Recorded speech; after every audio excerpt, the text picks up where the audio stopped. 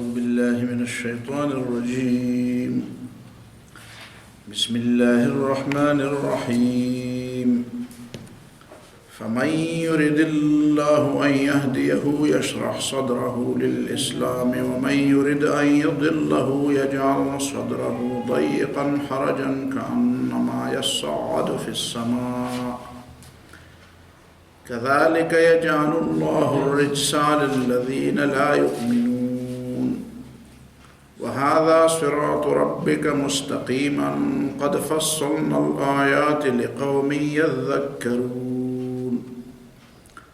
لهم دار السلام عند ربهم وهو وليهم بما كانوا يعملون ويوم يحشرهم جميعا يا معشر الجن قد استكثرتم من الإنس وقال أولياؤهم من الإنس ربنا استمتع بعضنا ببعض وبلغنا أجلنا الذي أجلت لنا قال النار مثواكم خالدين فيها إلا ما شاء الله إن ربك حكيم عليم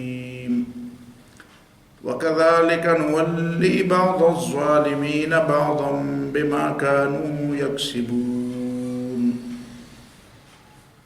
فمن يرد الله أن يهديه پس وہ شخص جسے اللہ ہدایت دینے کا ارادہ کر دے یشرح صدرہ للاسلام اس کا سینہ اسلام کے لیے کھول دیتا ہے وَمَن يُرِدْ أَن يُضِلَّهُ اور جس کے بارے میں اللہ کا ارادہ ہو کہ اسے گمراہی پر چھوڑ دے يَجْعَلْ صَدْرَهُ ضَيِّقًا حَرَجًا اس کا سینہ تنگ کرتا ہے انتہائی تنگ جس میں کوئی ایمان کی کوئی بات داخل نہیں ہوتی كَأَنَّمَا يَصَّعَّدُ فِي السَّمَاءِ اس کی کیفیت ایسی ہو جاتی ہے جس طرح وہ آسمان پر چڑھ جاتا ہے بلندی پر چڑھ جاتا ہے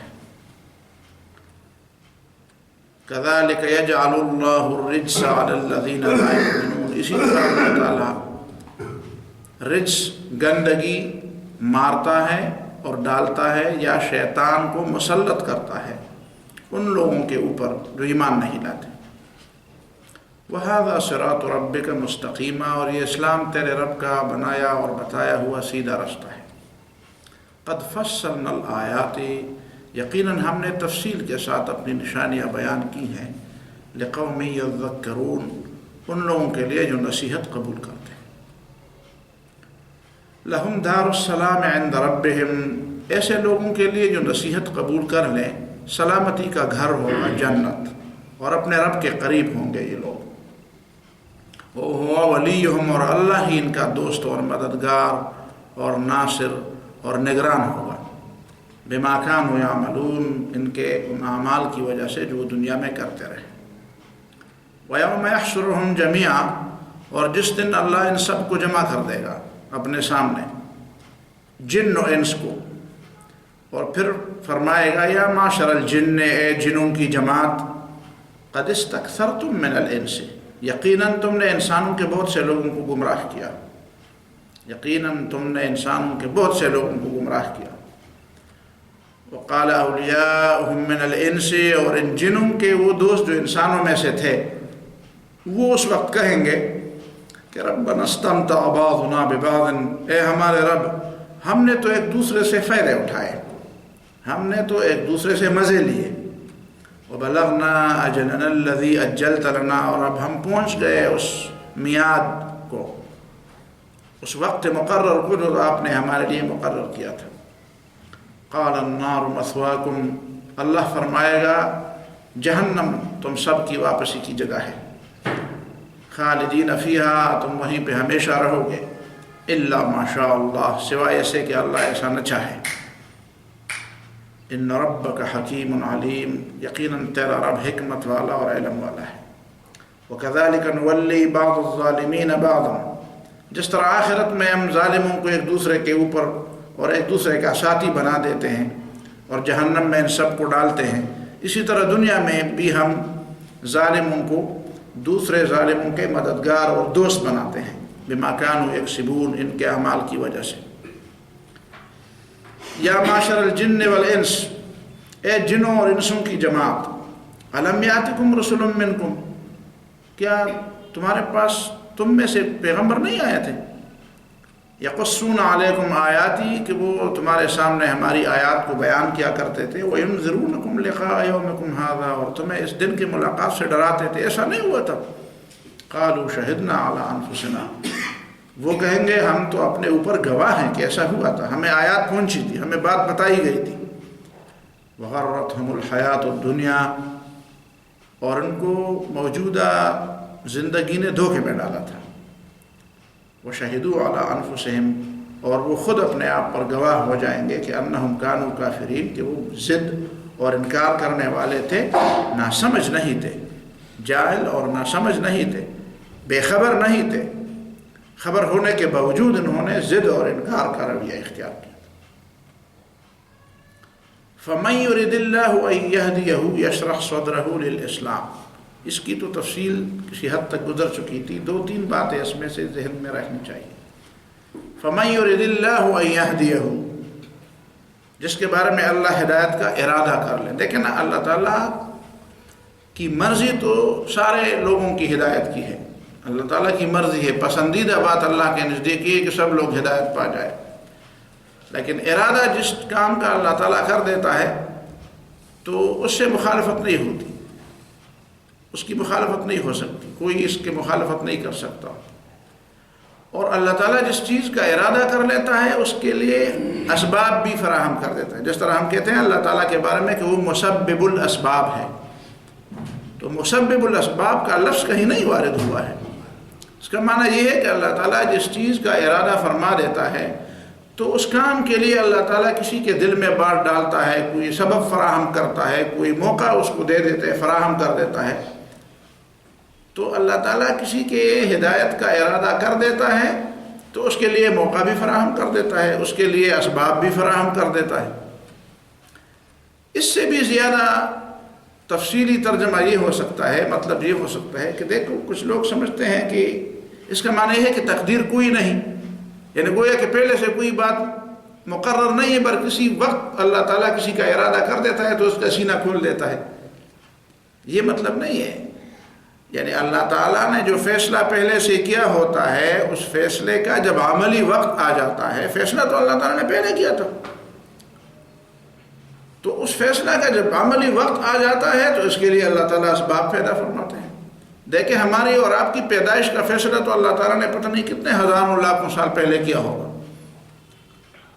لیکن جب ہماری پیدائش کا وقت آیا اور وہ زمانہ آیا جس میں اللہ تعالیٰ نے ہم نے پیدا کرنا تھا، تو اس کے لیے وہ اسباب اور وہ حالات بھی اللہ تعالیٰ نے بنا دی۔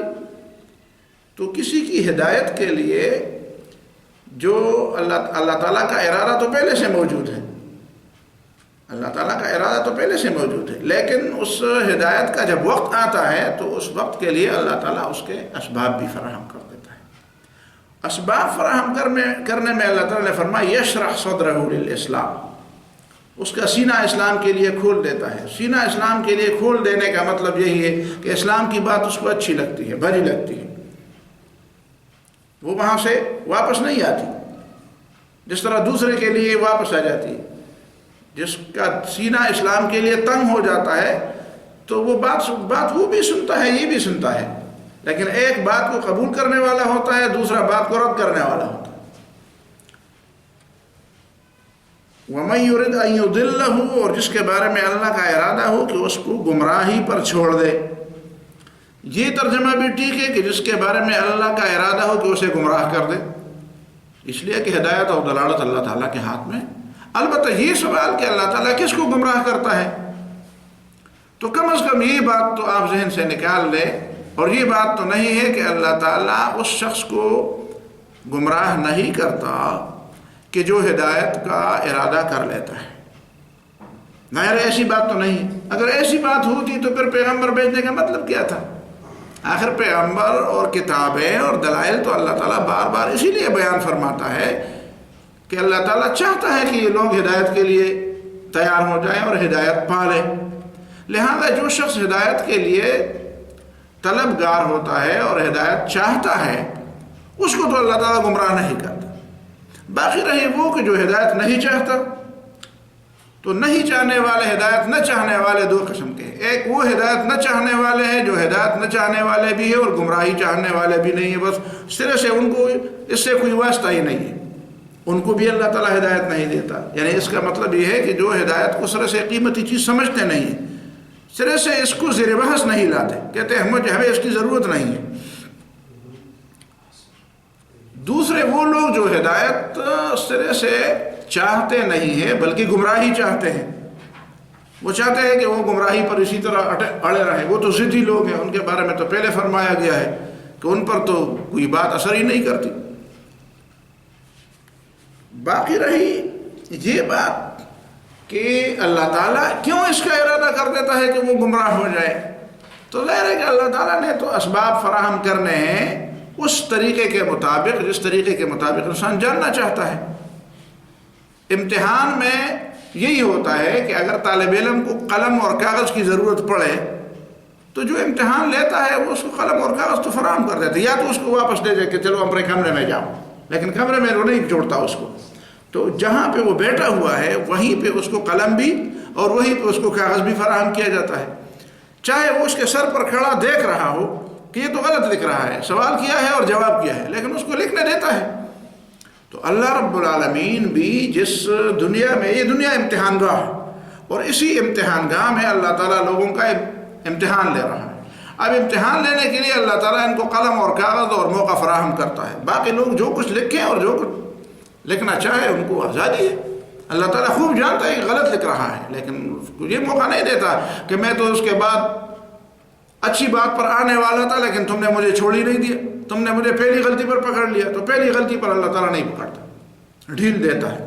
اور یہ ڈھیل دینا اسی کا معنی ہے کہ اس کو مہلت اور موقع دے دیتا ہے. یہ دوسری بات ہے. یجعل صدرہ ضیقا حرجا، اس کا سینہ تنگ ہے. ضیقا کا معنی تنگ، ضیقا بھی ٹھیک ہے، ضیقا بھی ٹھیک ہے.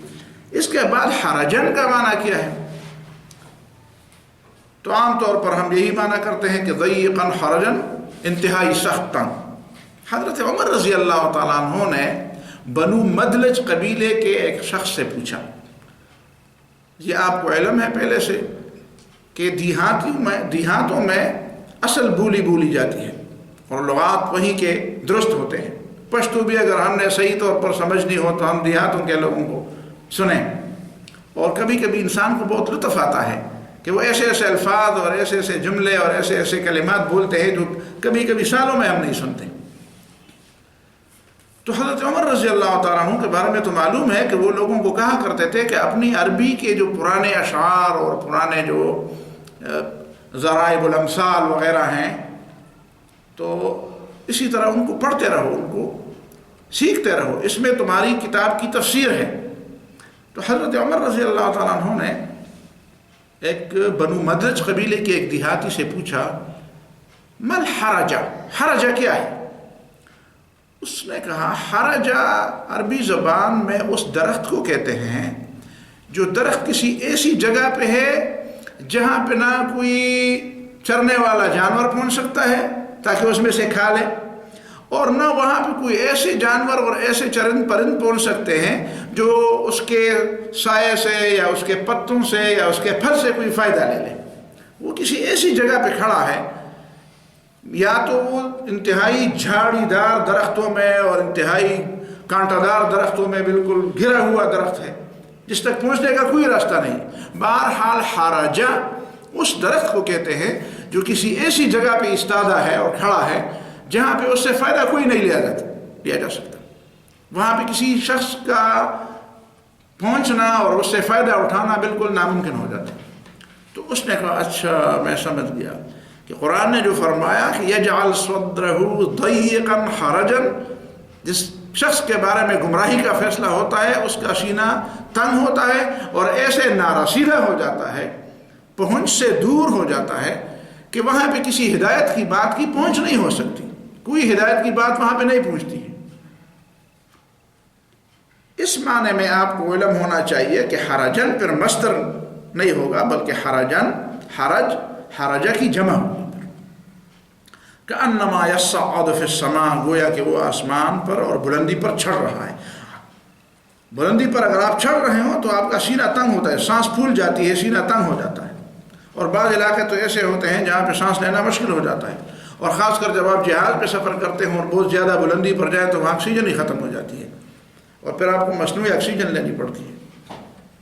كَذَلِكَ يَجْعَلُ اللَّهُ الرِّجْسَ عَلَى الَّذِينَ لَا يُؤْمِنُونَ، اسی طرح اللہ تعالیٰ گندگی ڈالتا ہے ان لوگوں پر اور گندگی مسلط کر دیتا ہے ان لوگوں پر، یا گندے لوگ مسلط کر دیتا ہے ان لوگوں پر جو ایمان نہیں لاتے، جو لوگ ایمان نہیں، جس طرح قرآن نے دوسری جگہ فرمایا وَمَن يَعْشُ عَن ذِكْرِ الرَّحْمَنِ نُقَيِّضْ لَهُ شَيْطَانًا فَهُوَ لَهُ قَرِينٌ، جو اپنے رب کے ذکر سے اپنے آپ کو غافل قرار دیتا ہے، آنکھیں بند کر دیتا ہے، جو اپنے رب کے ذکر سے آنکھیں بند کر دیتا ہے، نقید لہو شیطان، ہم اس کے اوپر شیطان مسلط کر دیتے ہیں، وَهُوَ لَهُ قَرِينٌ، تو شیطان اس کا ساتھی بن جاتا ہے، وَإِنَّهُمْ لَيَصُدُّونَهُمْ عَنِ السَّبِيلِ، اور شیطان کا پھر کام یہی ہے کہ اس کو سیدھے راستے سے ہٹا دیتا ہے، وَهُمْ يَحْسَبُونَ أَنَّهُمْ مُهْتَدُونَ، اور وہ یہ سمجھتا ہے کہ میں تو بالکل سیدھے راستے، وہ اسے چھوڑتا ہی نہیں ہے کہ وہ سیدھے راستے کے بارے میں سوچے۔ آپ آج کل دیکھیں جو لوگ ٹی وی دیکھنے اور مغربی پروپیگنڈے سننے کے عادی ہو گئے ہیں، نیٹ کے اوپر وہ تبصرے جو گوگل علماء ہیں، گوگلی عالم، سمجھ میں آ گیا، آج گوگل والوں کو لوگوں نے علماء بنا دیا، جو گوگلی علماء سے پوچھتے ہیں، ان کا علم گوگل کی حد تک ہے، تو پھر وہ ہر معاملے میں کہتے ہیں کہ بس میں تو گوگل سے پوچھوں گا، تو پھر گوگل کا اختیار ہے کہ وہ کس کی طرف لے جاتا ہے اس کو، سمجھ میں آ گیا۔ پھر ٹی وی کے اوپر ایمان لانے والے پھر ہر معاملے، پھر ان کے نزدیک سب سے معیاری عالم اور سب سے قابل تقلید شخصیت اور سب سے بڑی شخصیت اس کی ہوتی ہے جو ٹی وی پر ہمیشہ اس کی شکل نمایاں نظر آتی ہے، بس اس کے نزدیک یہ ہے کہ باقی دوسرے لوگوں کو تو قریب محلے والے بھی نہیں جانتے، اس کو تو پوری دنیا جانتی ہے، بہت بڑا عالم ہے۔ وَهُمْ يَحْسَبُونَ أَنَّهُمْ مُهْتَدُونَ، وہ اس کو چھوڑتے نہیں ہیں، وہ اس کو دوسرے لوگوں کے لیے چھوڑتے نہیں ہیں کہ تم کسی اور سے بھی پوچھو، اس پر ایمان لاتے ہیں، کہتے ہیں یار وہ تو بڑا عالم ہے، وہ تو ٹی وی پر آتا ہے۔ وَهَذَا صِرَاطُ رَبِّكَ مُسْتَقِيمًا، اور یہ اسلام تیرے رب کا سیدھا رستہ ہے، صراط مستقیم اسلام ہے، صراط مستقیم قرآن ہے۔ قَدْ فَصَّلْنَا الْآيَاتِ لِقَوْمٍ يَذَّكَّرُونَ، ہم نے تفصیل کے ساتھ آیات بیان کی ہے ان لوگوں کے لیے جو نصیحت قبول کرتے ہیں۔ تفصیل تو سب کے لیے ہے لیکن فائدہ وہ لوگ لیتے ہیں، اسی لیے لقوم یذکرون کے لیے بتا دیا۔ لہم دار السلام عند ربہم، ایسے لوگوں کے لیے سلامتی والا گھر ہوگا، سلامتی والا گھر، لیکن سلامتی والا گھر کہہ کر اس میں کتنی باتوں کو سمویا گیا ہے۔ ایک گھر میں یا تو یہ مشکل ہوتی ہے کہ وہ گر جائے، اگر یا تو یہ کرایہ کا مکان ہے تو پھر ایک مشکل یہ ہے کہ کرایہ ملے گا کہ نہیں ملے گا، کرایہ والا مکان والا پتہ نہیں کہے گا کہ یار کرایہ دو گے تب بھی نکل جاؤ، تو ہر وقت نکلنے کا ڈر ہوتا ہے۔ چلو یہ بھی نہ ہو، اپنا مکان ہو تو گرنے کا خطرہ تو ہر مکان میں ہے، یہ بھی نہ ہو تو دیہات تو ہمسایہ کیسا ہے، اس سے آپ خوش ہیں ناراض ہے، وہ آپ کے آرام میں خلل ڈالتا ہے، کہ کسی چور کسی دشمن کا آنا وہ تو آپ ظاہر ہے کہ وہ تو اس میں ہے، کسی طریقے سے کوئی آپ کو اس سے بے دخل کر دے گا، کوئی اس میں تکلیف ہوگی، کبھی اس میں پانی نہیں ہوگا، کبھی اس میں ضروریات نہیں ہوں گی، یا چلو یہ ساری چیزیں ہیں، تو اس میں آپ کے لیے سکون نہیں، جو سکون چاہیے اب گھر میں وہ سکون تمہارے لیے اس میں نہیں۔ چلو سکون بھی ہے، مکان بھی اپنا ہے، یہ کچھ بھی نہیں ہے، لیکن یہ سلامت یہ کھٹکا تو رہے گا نا کہ اب تو بوڑھا ہو رہا ہوں، دیکھو یار اب اتنی عمر تو گزر گئی، اب جو آنے والی ہے وہ تو بہت کم لگتی ہے، کسی دن میرا جنازہ تو اس طرح سے اٹھے گا، تو کون سی سلامتی ہے جو اس گھر کے اندر ہے؟ جنت کے اندر جو چاہو وہ ساری نعمتیں حاضر، نہ تم وہاں سے نکلنے چاہو گے اور نہ تم کو وہاں سے وما ہم منہا بمخرجین لا یبغون عنہا حولا، خود بھی وہاں سے جانا نہیں چاہو گے اور تمہیں وہاں سے نکالا بھی نہیں جائے گا، اور جو کچھ تم چاہو گے وہ تمہیں ملے گا، دل کے سکون کا سامان، جسم کی راحت کا سامان، طبیعت اور مزاج پر جو چیز اچھی لگے وہ ساری چیزیں، اور ہر وقت میسر ہے، اس میں کوئی کمی نہیں آئے گی، مسلسل ان چیزوں میں اضافہ تو ہوگا، اس میں کمی نہیں آئے گی۔ وہ ہے سلامتی کا گھر، سلامتی کا گھر، جس سے نہ نکلنا ہے اور نہ کوئی نکالا جائے گا. وَهُوَ وَلِيُّهُمْ اور اللہ ہی ان کا ولی اور دوست ہے، اللہ ہی ان کا نگران، اللہ ہی ان کا کارساز ہے، بما كانوا يعملون، ان کے اعمال کی وجہ سے. اب یہ تو ایک جانب ہوا جو لوگ صراط مستقیم پر چلنے والے ہیں. اب جو لوگ شیطان کے راستے پر چلنے والے ہیں، گمراہ لوگ ہیں، ان کا انجام وَيَوْمَ يَحْشُرُهُمْ جَمِيعًا، اور جس دن اللہ ان سب لوگوں کو جمع کر دے گا. یا معشر الجن، تو سب سے پہلے جنوں کو خطاب ہوگا. یا معشر الجن قد استکثرتم من الانس، اے جنوں کی جماعت، تم نے انسانوں میں سے بہت سے لوگوں کو گمراہ کیا. حقیقت یہ ہے کہ انسانوں کو گمراہ کرنے والے سب سے زیادہ وہ شیطان اور شیاطین الجن ہیں. جنات میں سے جو شیاطین ہیں وہ انسانوں کو گمراہ کرنے کا ذریعہ بنتے ہیں. اگر انسان کی گمراہی کا ذریعہ بنتا ہے تو اسی انسان کو بھی گمراہ کرنے والا شیطان ہے جو کسی اور انسان کی گمراہی کا ذریعہ بنتا ہے. تو شیطانوں نے ابلیس اور اس کی ذریت یہاں مراد ہے، وہ بھی جنات میں سے ہیں. کان من الجن ففسق عن امر ربہ. تو ابلیس اور ابلیس کی ذریت ان پر مقدمہ چلے گا کہ قد استکثرتم من الانس، تم نے انسانوں کے بہت سے لوگوں کو گمراہ کیا. اب اس کا یہ معنی تو نہیں ہے کہ انسانوں میں سے وہ مقدمے کا رخ ہٹ جائے گا اور ان کا کہا جائے گا کہ چلو تمہیں تو بہرحال شیطانوں نے گمراہ کیا لہذا تم گناہگار نہیں ہو. نہیں، وہ بھی گناہگار ہے. ایک شخص نے آ کر تمہیں کہا کہ آؤ پستول اٹھاتے ہیں اور اس فلاں شخص کو مار دیتے ہیں، لیکن تم نے یہ نہ سوچا کہ اس کو مارنا جائز ہے کہ ناجائز ہے، اور تم نے پستول اٹھا کر اور اس کو جب مارا تو پھر عدالت میں تم کہنے لگے کہ میں تو نہیں مارنا چاہتا تھا لیکن اس نے کہا کہ مارو تو میں نے مار دیا. تو اس جواب سے آپ بچ جائیں گے. آپ کو کہا جائے گا کہ بھائی اس نے تو کہا کہ مارو لیکن تم نے اس کا کہا کیوں مانا؟ آخر تم نے اس کا کہا کیوں مانا؟ اور وہ کوئی زبردستی کرنے والا تو نہیں تھا. سورہ ابراہیم میں ہے نا، سورہ ابراہیم وما كان لي عليكم من سلطان الا ان دعوتكم فاستجبتم لي، میں نے تمہارے اوپر زبردستی تو نہیں کی تھی. الا ان دعوتكم فاستجبتم لي، میں نے تو تمہیں دعوت دی تھی، میں تو داعی تھا، میں تو بلانے والا تھا، میں تو صرف ایک داعی تھا، شر کی طرف داعی، شر کا داعی، شیطنت اور خدا سے بغاوت کا داعی. فلا تلومونی ولوموا انفسکم، مجھے کیوں ملامت کرتے ہو؟ خود اپنے آپ کو ملامت کرو. میں نے تمہیں بلایا تو تم آئے کیوں؟ قد استکثرتم من الانس، تم نے تو انسانوں کے بہت سے لوگوں کو گمراہ کیا. اب وہ انسان جو گمراہ ہوئے ہیں وہ سمجھیں گے کہ ابھی تو رخ، وہ تو خاموش ہو جائیں گے. اب سمجھیں گے کہ ابھی تو رخ ہماری طرف ہے. تو اب دیکھیں نا انسان کی اس کجروی اور کج فکری کو یہ قرآن اس کی کیسی تصویر کشی کرتا ہے. وقال اولیاؤہم من الانس، اور شیطان کے دوستوں میں سے انسانوں میں جو شیطان کے دوست ہیں وہ اس وقت کیا کہیں گے؟ ربنا استمتع بعضنا ببعض، وہ گویا کہ یہ کہنا چاہیں گے کہ چونکہ رخ ہماری طرف ہے کہ تم نے ان کو گمراہ کیا تو اب ہمیں کہا جائے گا کہ تم نے ان کی بندگی کی. تو وہ اپنے سے یہ اعتراض ہٹانا چاہتے ہیں کہ نہیں، ہم نے ان کی بندگی نہیں کی، یہ کوئی دینی معاملہ نہیں تھا، کوئی مذہب کا معاملہ نہیں تھا، یہ اصل میں معاملہ تھا کاروبار کا. ہم تو ایک دوسرے سے فائدہ اٹھانے والے تھے، یہ تو دنیا کا کاروباری معاملہ تھا. اگر ہم نے ان کی بات مانی اور کچھ معاملات میں ہم ان شیاطین الجن کے پیچھے چلتے رہے اور ان کی باتیں مانتے رہے تو یہ تو دنیا کا ایک کاروباری معاملہ تھا، یہ کوئی عبادت تھوڑی تھی. سمجھ میں آتی ہے بات؟ ربنا استمتع بعضنا ببعض، اے ہمارے رب، ہم نے تو کوئی ان کی عبادت نہیں کی تھی، ہم نے تو ان کی جو بات مانی، کچھ چیزیں ایسی تھی جو ہمیں ان کی ضرورت تھی تو ہم نے ان کی بات مانی، کچھ چیزیں ان کی ضرورتیں تھی انہوں نے ہماری بات مانی. گویا کہ یہ دنیا میں لین دین کا معاملہ تھا، کاروبار کا معاملہ تھا، زندگی گزارنے کا معاملہ تھا، یہ کوئی عبادت اور بندگی کا معاملہ نہیں تھا.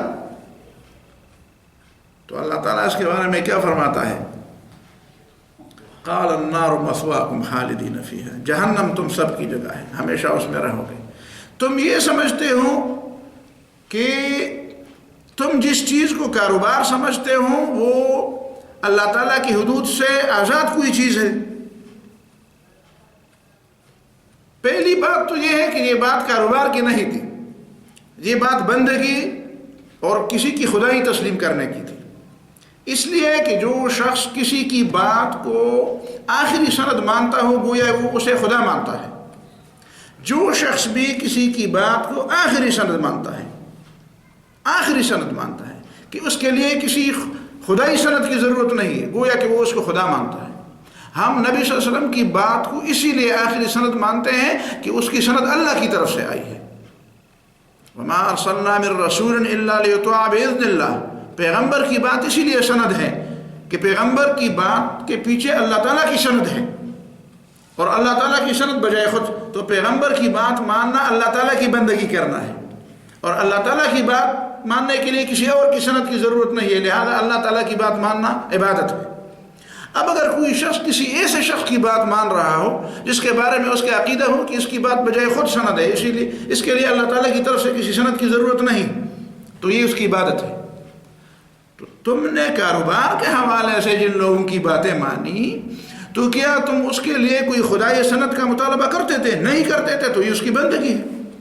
لیکن ایک دوسری بات بھی ہے، وہ دوسری بات یہ ہے کہ چلو یہ کاروبار سے ہی فرض کریں، کاروبار سے، لیکن کاروبار میں انسان اگر اپنے آپ کو آزاد سمجھے تو یہ بھی خدائی احکام سے انکار کے مترادف ہے. کیا کاروبار کے معاملات اللہ تعالیٰ کے بتائے ہوئے اصولوں سے آزاد ہیں؟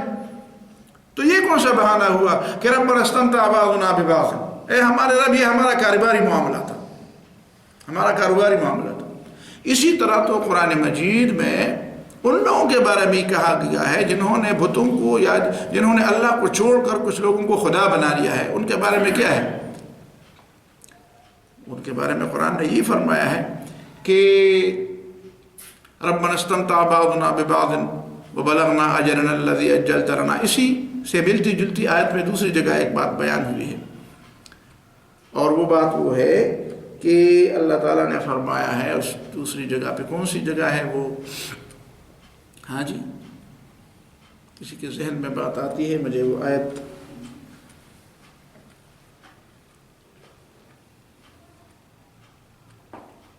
ثم یوم القیامت یکفر بعضکم ببعض ویلعن بعضکم بعضا ومأواکم النار. اس سے پیچھے کی طرف کیا ہے؟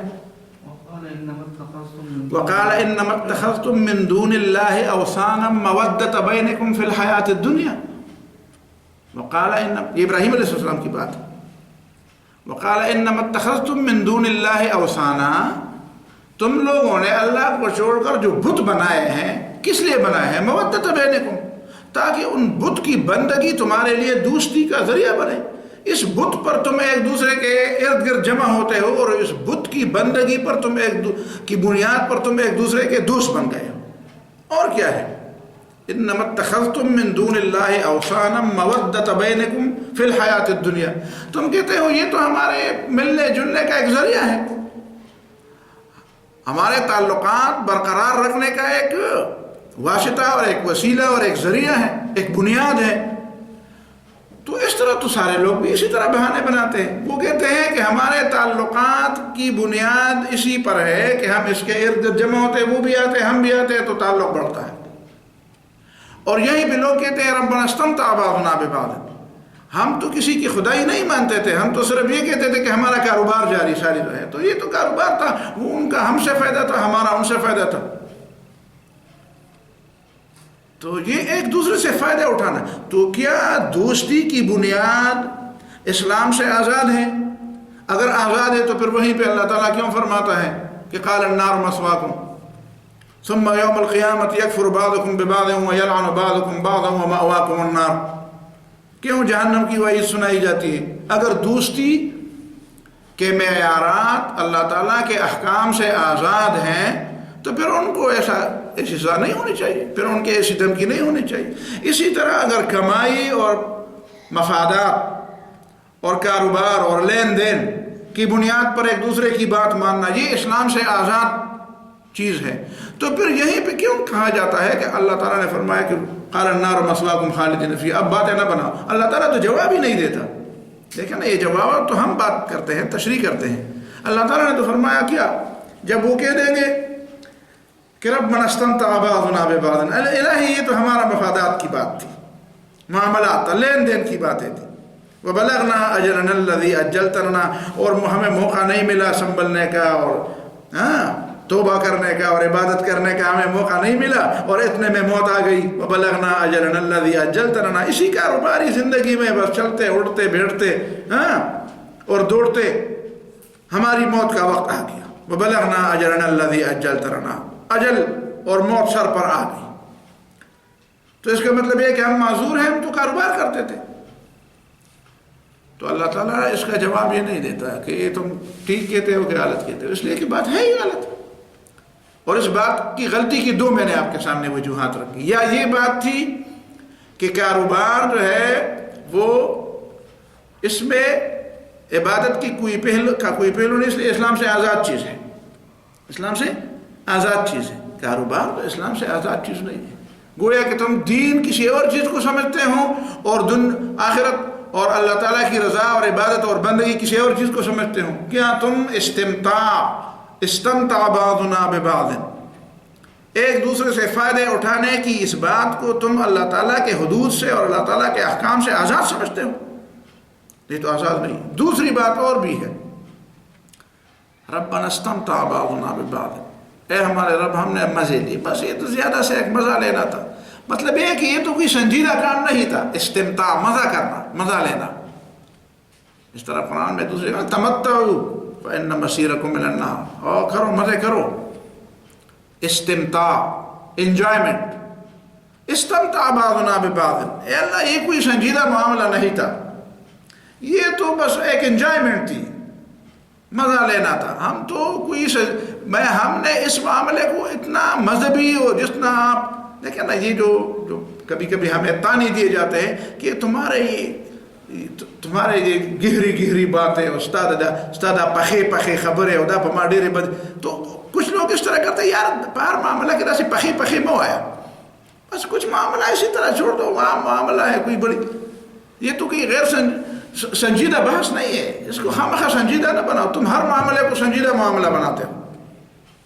تو گویا کہ ان لوگوں کا مطلب یہی ہے کہ ربنا استمتع بعضنا ببعض، اے ہمارے رب یہ تو بس ایک غیر سنجیدہ معاملہ تھا، مزے کی بات تھی، ویسے ہم گپ لگا رہے تھے. ہم یہ سمجھتے تھے کہ یہ تو بس کوئی اتنا بڑا معاملہ نہیں ہوگا، بس زیادہ سے زیادہ زندگی گزارنے کی باتیں ہیں.